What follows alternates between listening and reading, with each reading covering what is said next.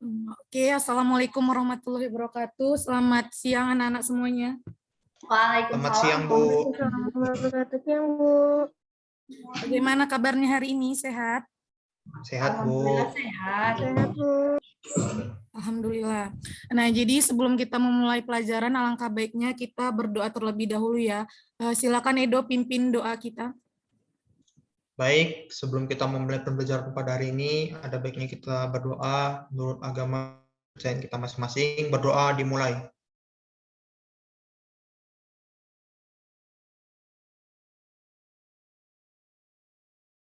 Doa selesai.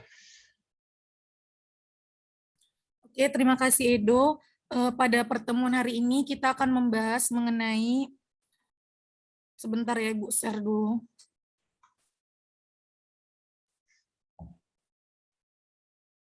Mengenai kehidupan masa praksara Hindu, Buddha, dan juga Islam. Nah, sebelum memasuki materi, Ibu ingin memberikan kata-kata motivasi nih untuk anak-anak sekalian, yaitu jika kamu tidak mengejar apa yang kamu inginkan, maka kamu tidak akan mendapatkannya. Jika kamu tidak bertanya, maka jawabannya adalah tidak. Dan jika kamu tidak melangkah maju, kamu akan tetap berada di tempat yang sama.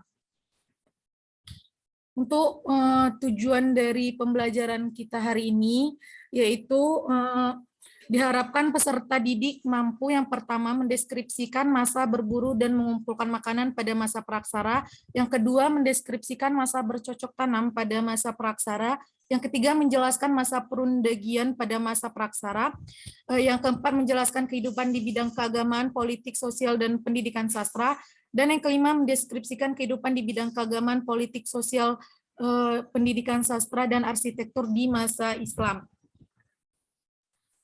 Nah, jadi nanti Ibu akan menjelaskan secara garis besar mengenai materi kita hari ini, yaitu kehidupan masa praksara Hindu, Buddha, dan juga Islam. Anak-anak sekalian harap untuk dipahami dan juga diperhatikan. Nanti Ibu akan memberikan pertanyaan, yaitu 2 soal untuk 2 kelompok, dan akan dijawab di hari ini juga. Oke. Nah, jadi masa praksara ini yaitu masa sebelum manusia mengenal tulisan, di mana istilah praksara ini terdiri dari 2 kata, yaitu pra yang artinya sebelum dan aksara yang berarti tulisan.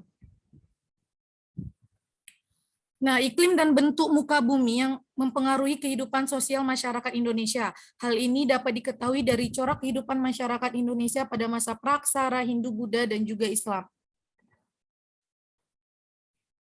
Selanjutnya yang pertama ada kehidupan masyarakat masa praksara. Yang A, masa berburu dan mengumpulkan makanan. Ada beberapa poin, diantaranya yaitu pertama, mereka tinggal di padang rumput yang letaknya berdekatan dengan sungai. Di samping berburu, mereka juga mengumpulkan tumbuhan yang mereka temukan seperti ubi, keladi, daun-daunan, dan buah-buahan. Yang kedua, mereka bertempat tinggal di dalam gua yang iklim jauh dari sumber air atau di dekat sungai yang terdapat sumber makanan seperti ikan, kerang, maupun seafood. Yang ketiga, mereka membuat alat-alat dari batu yang masih kasar, tulang, dan kayu disesuaikan dengan keperluannya seperti kapak primbas, alat-alat serpi, dan kapak genggam.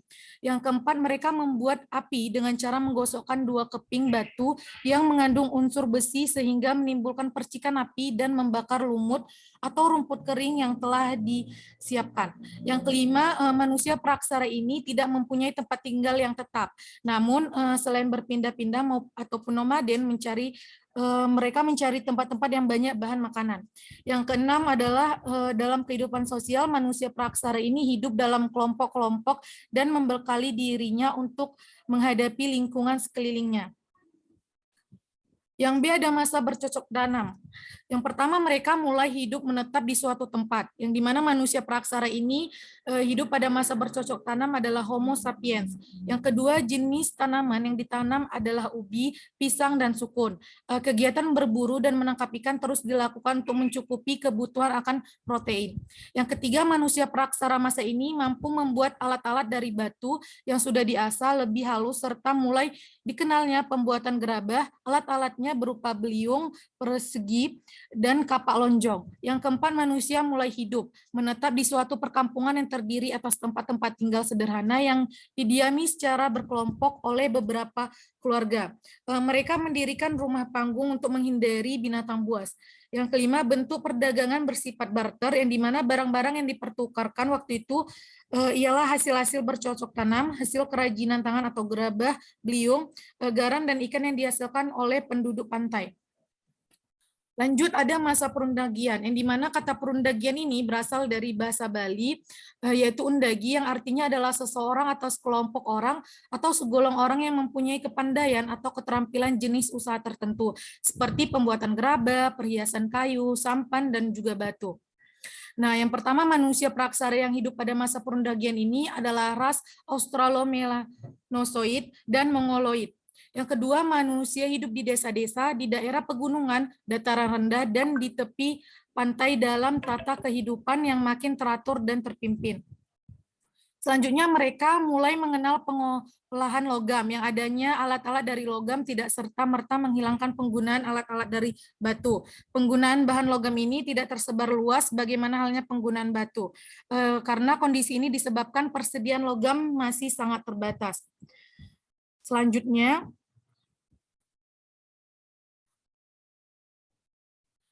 yaitu ada masa Hindu-Buddha atau yang kedua, yang dimana bangsa Indonesia yang sebelumnya memiliki kebudayaan asli tidak begitu saja menerima budaya-budaya baru tersebut. Proses masuknya pengaruh budaya Indonesia terjadi karena adanya hubungan dagang antara Indonesia dan India. Kebudayaan yang datang dari India mengalami proses penyesuaian dengan kebudayaan asli Indonesia. Pengaruh kebudayaan Hindu-Buddha ini di Indonesia dapat dilihat dari peninggalan-peninggalan sejarah dalam berbagai bidang. Selanjutnya ada bidang keagamaan, yang dimana sebelum budaya Hindu-Buddha datang, di Indonesia telah berkembang animisme dan dinamisme. Animisme ini merupakan suatu kepercayaan terhadap suatu benda yang dianggap memiliki roh atau jiwa. Dinamisme sendiri ini merupakan suatu kepercayaan bahwa setiap benda memiliki kekuatan gaib. Lanjut, ada bidang politik, yang dimana bidang politik ini sistem pemerintahan kerajaan dikenal oleh orang-orang India. Lahir kerajaan-kerajaan seperti Kutai, Tarumanegara, Sriwijaya, dan kerajaan bercorak Hindu-Buddha lainnya. Selanjutnya ada bidang sosial nih. Masuknya kebudayaan Hindu menjadi masyarakat Indonesia mengenal aturan kasta, yaitu kasta Brahmana, kasta Ksatria, kasta Waisya, dan kasta Sudra atau rakyat jelata dan pekerja kasar. Ada bidang pendidikan, yang dimana lembaga-lembaga pendidikan semacam asrama merupakan salah satu bukti pengaruh dari kebudayaan Hindu-Buddha di Indonesia. Lembaga pendidikan tersebut mempelajari satu bidang, yaitu keagamaan. Yang keempat yaitu ada bidang sastra dan bahasa, yang dimana pengaruh Hindu-Buddha pada bahasa adalah dikenal dan digunakannya bahasa Sangsekerta dan huruf Pallawa oleh masyarakat Indonesia. Pada masa kerajaan Hindu-Buddha di Indonesia, seni sastra sangat berkembang terutama pada zaman kejayaan Kerajaan Kediri. Selanjutnya yaitu bidang arsitektur, yang dimana Punden Berunda merupakan salah satu arsitektur zaman megalitikum. Arsitektur tersebut berpadu dengan budaya India yang mengilhami pembuatan bangunan candi. Candi bukan sekedar tempat untuk memuja dewa-dewa, namun lebih sebagai tempat pertemuan rakyat dengan nenek moyangnya. Materi selanjutnya yaitu mengenai kehidupan masyarakat Indonesia masa Islam. Yang pertama ada bidang politik. Setelah masuknya Islam, kerajaan-kerajaan yang bercorak Hindu-Buddha mengalami keruntuhan dan digantikan peranannya oleh kerajaan-kerajaan yang bercorak Islam seperti Samudra Pasai, Demak, Malak, dan sistem pemerintahan yang bercorak Islam. Yang kedua ada bidang sosial, yang dimana pengaruh Islam yang berkembang pesat membuat mayoritas masyarakat Indonesia memeluk agama Islam. Hal ini menyebabkan aturan kasta mulai pudar di masyarakat. Nama-nama Arabnya seperti Muhammad, Abdullah, Umar, Ali, Musa, Ibrahim, Hasan, Hamzah, dan lainnya yang mulai digunakan. Setelah berkembangnya Islam, Sultan Agung dari Mataram menciptakan kalender Jawa dengan menggunakan perhitungan peredaran bulan atau Qamariyah seperti tahun Hijriyah atau Islam. Yang ketiga yaitu bidang pendidikan, yang dimana pendidikan Islam berkembang di pesantren-pesantren Islam. Pesantren saat itu menjadi tempat pendidikan dan pengajaran agama Islam. Setelah Islam masuk, mata pelajaran dan proses pendidikan pesantren berubah menjadi pendidikan Islam. Pesantrennya ialah sebuah asrama tradisional pendidikan Islam. Nah, yang terakhir yaitu bidang sastra dan bahasa. Dalam perkembangannya, pengaruh huruf dan bahasa Arab terlihat pada karya-karya sastra. Karya sastra yang berkembang kerajaan-kerajaan Islam ini diantaranya yang pertama hikayat, yaitu cerita atau dongeng yang berpangkal dari peristiwa atau tokoh sejarah. Hikayat ditulis dalam bentuk peristiwa atau tokoh sejarah seperti hikayat yang terkenal adalah hikayat Amir Hamzah. Yang kedua ada babat, kisah pujangga keraton sering dianggap sebagai peristiwa sejarah, contohnya babat Tanah Jawi atau Jawa kuno dan babat Cirebon. Yang ketiga ada suluk, contohnya yaitu suluk Sukarsa, suluk Wijil, suluk Malang Sumirang, dan lainnya. Yang keempat ada syair seperti syair Abdul Muluk dan Gurinda 12. Yang terakhir ada bidang arsitektur, yang dimana kesenian Islam telah memperkenalkan tradisi baru dalam teknologi arsitektur seperti masjid dan istana. Ada perbedaan antara masjid-masjid yang dibangun pada awal masuknya Islam ke Indonesia dan masjid yang ada di Timur Tengah. Masjid di Indonesia ini tidak memiliki kubah di puncak bangunan. Kubah digantikan dengan atap tumpang atau atap tersusun. Nah, mungkin mungkin tadi Ibu telah menjelaskan secara garis besar mengenai kehidupan masa praksara Hindu-Buddha dan juga Islam. Di sini Ibu akan memberikan kalian soal, yaitu tugas kelompok. Yang pertama yang terdiri dari 2 kelompok. Yang pertama kelompok A ada Edo Bastian, Anita, Wariski, Yedija. Kalian harus mencari mengenai pembagian masa praaksara dan jenis-jenisnya. Yang kedua yaitu kelompok B ada Eca, Novita, Sri Wahyuni, dan Indri. Nah, kelompok B ini harus mencari mengenai ciri-ciri kehidupan masyarakat pada masa berburu dan meramu. Ibu akan memberikan waktu 3 menit untuk kalian mengerjakan soal ini. Sebelumnya ada yang tidak paham atau kurang mengerti, silakan dipertanyakan.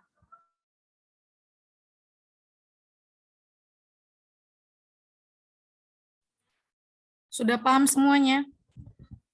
Sudah, Bu. Oke, karena sudah paham, silakan mengerjakan tugasnya ya. Bu beri waktu 3 menit.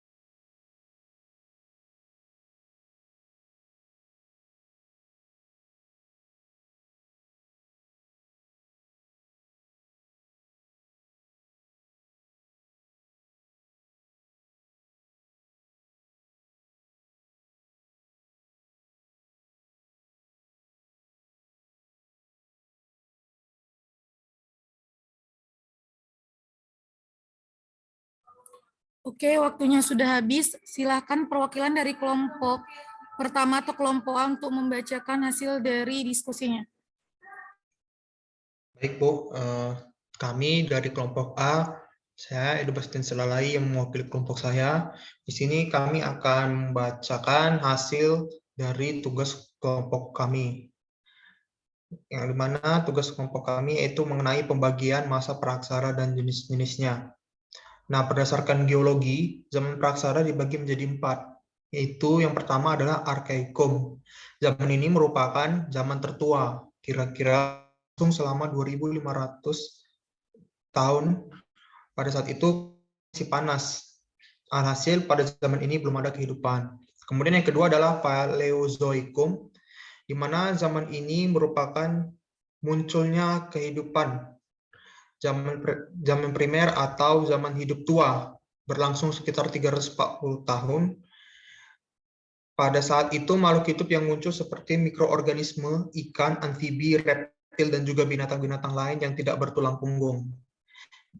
Kemudian yang ketiga adalah Mesozoikum. Zaman ini bisa juga disebut sebagai zaman pertengahan, kira-kira berlangsung selama 140 juta tahun. Pada zaman pertengahan ini jenis reptil mencapai tingkat yang terbesar, sehingga pada zaman ini sering disebut dengan zaman reptil. Setelah berakhirnya zaman ini, maka muncul kehidupan lain, yaitu jenis burung dan binatang menyusui. Namun tingkat populasinya masih sangat rendah. Sayangnya, pada zaman ini jenis-jenis reptilnya mulai mengalami kepunahan. Kemudian ada masa Neozoikum. Zaman yang keempat ini sering disebut sebagai zaman hidup baru. Zaman ini dapat dibedakan menjadi dua, yaitu yang pertama tersier atau zaman ketiga. Zaman tersier berlangsung kira-kira selama 60 juta tahun. Zaman ini ditandai dengan berkembangnya jenis binatang menyusui seperti kera. Kemudian yang terakhir adalah kuartir atau zaman keempat. Zaman kuartir ditandai dengan adanya kehidupan manusia, sehingga zaman ini menjadi zaman terpenting. Kemudian dibagi lagi menjadi dua zaman, yaitu zaman Pleistosen dan Holosen. Baik, Bu, demikian daripada kelompok A atau kelompok pertama. Saya kembalikan. Oke, terima kasih Edo yang telah memaparkan hasil dari kerja kelompoknya mengenai pembagian masa praksara dan jenis-jenisnya. Kepada kelompok 2 atau kelompok B dipersilahkan. Baik Bu, di sini saya mewakili dari kelompok B. Akan membacakan jawaban dari pertanyaan ciri-ciri kehidupan masyarakat praaksara pada masa berburu dan meramu.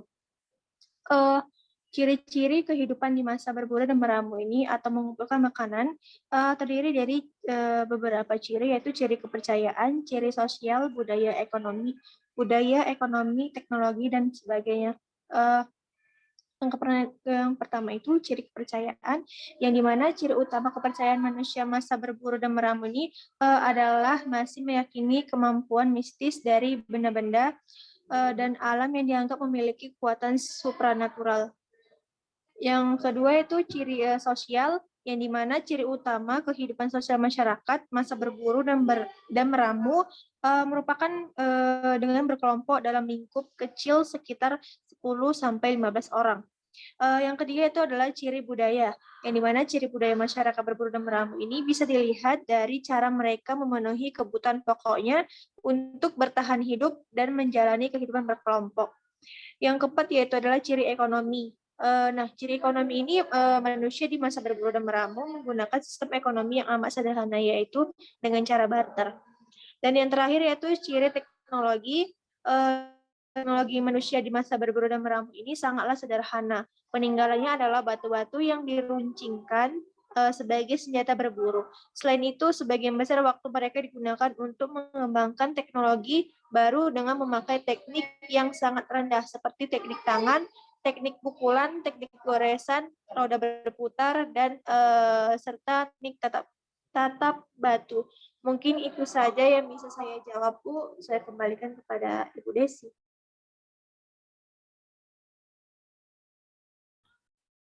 Terima kasih kepada Echa sebagai perwakilan dari kelompok B yang telah menjelaskan tadi mengenai ciri-ciri kehidupan masyarakat pada masa berburu dan juga meramu. Nah, dari kedua pertanyaan tadi, Ibu silakan kepada setiap kelompoknya bertanya kepada kelompok lain, seperti kelompok A bertanya ke kelompok B, dan sebaliknya juga kelompok B bertanya kepada kelompok A. Dipersilahkan anak-anak Ibu.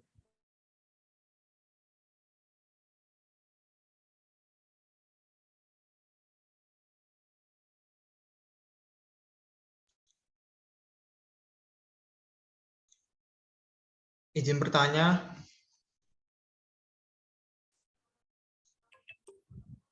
Persilakan Edo. Baik, saya dari perwakilan kelompok A akan mencoba untuk bertanya kepada kelompok B. Yang dimana yang pertanyaan saya itu adalah dari ciri kepercayaan animisme seperti yang telah dijelaskan oleh kelompok B, yaitu kepercayaan animisme adalah keyakinan bahwa benda-benda memiliki roh atau jiwa. Maksud dari benda-benda yang memiliki roh atau jiwa itu apa? Coba dijelaskan. Demikian pertanyaan saya ke kelompok B.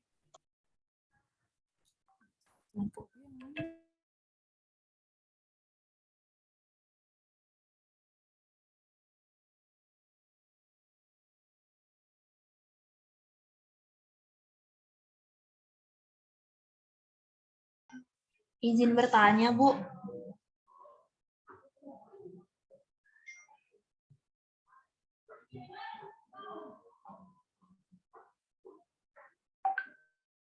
Izin bertanya, Bu.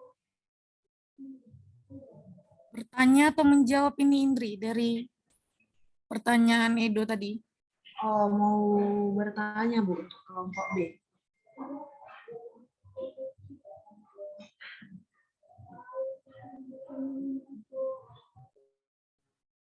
Coba diperhatikan Indri ini kelompok B, jadi harus bertanya ke kelompok A.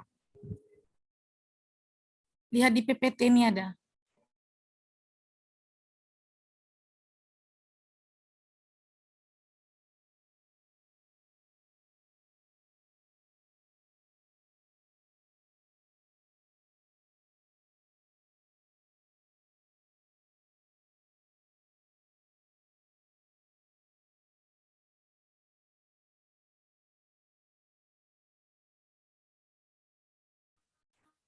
Silakan diulang lagi pertanyaannya Edo. Pertanyaan saya adalah dari ciri kepercayaan animisme seperti yang telah dijelaskan tadi oleh kelompok B, yaitu kepercayaan animisme adalah keyakinan bahwa benda-benda memiliki roh atau jiwa. Maksud dari benda-benda yang memiliki roh atau jiwa itu apa? Coba jelaskan.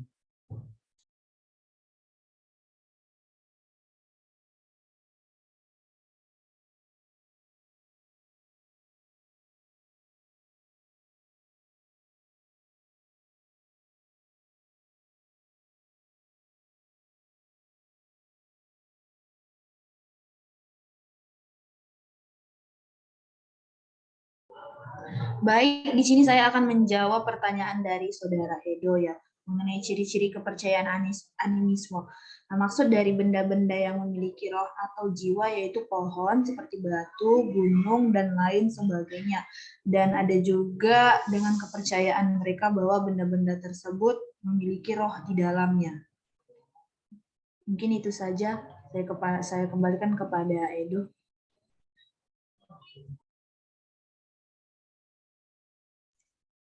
Baik, terima kasih kepada kelompok yang menjawab ya. Saya dapat memahami inti dari jawaban tersebut. Terima kasih. Oke, sangat baik ya, yang dimana dari pertanyaan Edo tadi, yaitu ciri kepercayaan animisme ini seperti apa gitu kan, yang dijelaskan dari kelompok B. Nah, jadi Ibu perjelas lagi maksud dari kepercayaan animisme ini, yaitu mereka memiliki benda-benda memiliki roh atau jiwa gitu, seperti adanya benda batu, pohon, gunung, dengan kepercayaan mereka bahwa dari benda-benda tersebut itulah ada rohnya, seperti itu. Oke, selanjutnya kepada kelompok B yang ingin bertanya ke kelompok A, dipersilahkan.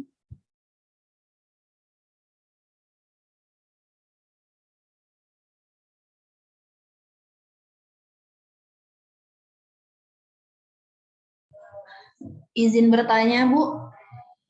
Ya, silakan Indri. Seperti yang dijelaskan mengenai pembagian dan jenis manusia purba kan pada masa praksara, apakah perbedaan dari fosil dan artefak, Bu? Itu saja, terima kasih. Oke, silakan jawab dari kelompok A.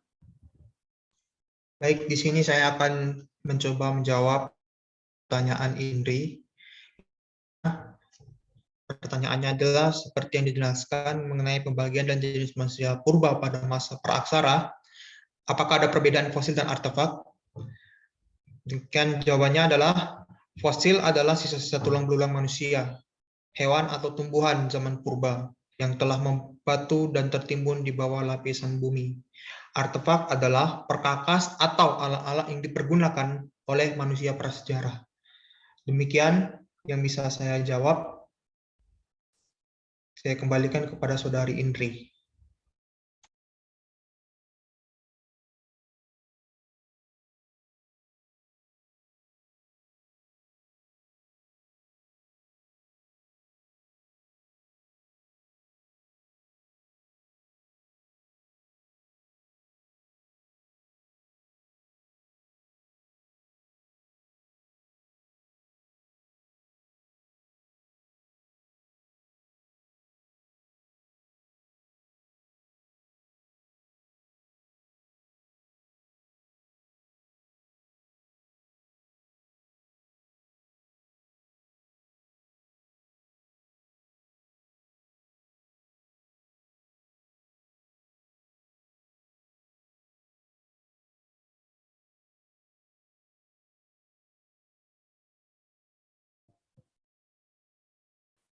Oke, bagus jawaban dari kelompok A, yaitu Edo. Oke, Ibu perjelas lagi ya. Jadi tadi pertanyaannya itu seperti yang dijelaskan mengenai pembagian dan jenis manusia purba pada masa praksara, apa perbedaan fosil dan artefak. Nah, jadi fosil ini maupun artefak itu dan juga artefak, fosil itu sisa-sisa tulang belulang manusia seperti ada hewan, tumbuhan, dan juga manusia pada zaman purba yang telah membatu dan tertimbun di bawah lapisan bumi. Artefak itu sendiri adalah perkakas atau alat-alat yang dipergunakan oleh manusia prasejarah.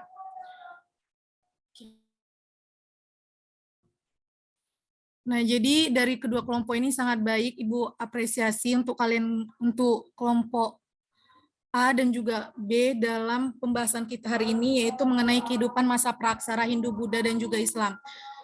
Kita akhiri saja ya, karena sudah habis juga waktunya. Semoga bermanfaat pembelajaran hari ini mengenai kehidupan masa praksara Hindu, Buddha, dan Islam. Ibu akhiri dengan Assalamualaikum warahmatullahi wabarakatuh. Selamat siang anak-anak semuanya. Selamat siang, Bu.